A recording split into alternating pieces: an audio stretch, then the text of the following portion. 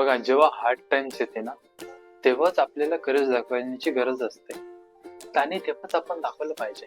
कारण जेव्हा simple time असते, जेव्हा खूप काही करायची गरज नाही, तेव्हा मग तेव्हा करेज दाखवायची गरजच काय? तसं तर आपण सिंपल जगू शकतो. पण जेव्हा खूप जास्त हार्ड टाइम्स येते, खूप जास्त कठीण वेळ येते, तेव्हा आपल्याला करेज दाखवावं लागते, तेव्हा आपल्याला साहस दाखवावं लागते, जे इतर कोणी व्यक्ती दाखवू शकला नाही आणि मे बी दाखवणार पण नाही. तर तेव्हा आपल्यालाच आपल्या अंदर साहस क्रिएट करावं लागतं, आपल्या अंदरच असतं ते.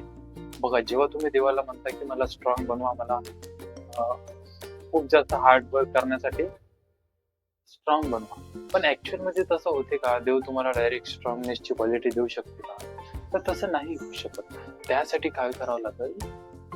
तो तुम्हाला अपॉर्च्युनिटीज देते, ज्यामध्ये तुम्ही करेज दाखवू शकता, स्ट्रॉंग होऊ शकता, पेशंट बनू शकता.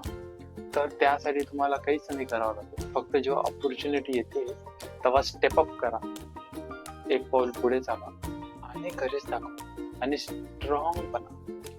असं तुम्ही अजून स्ट्रॉंग होत जाल जेव्हा जेव्हा तसं ऑपॉर्च्युनिटी येत जाईल.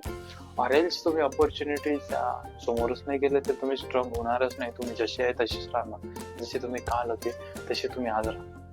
त्यासाठी लक्षात घ्या, स्ट्रॉंग बनण्यासाठी करेज दाखवावं लागतं, जे कोणीच नाही दाखवू शकत. ऑरेल्स आपण सगळे सिमिलरच आहोत. बेस्ट विशेस.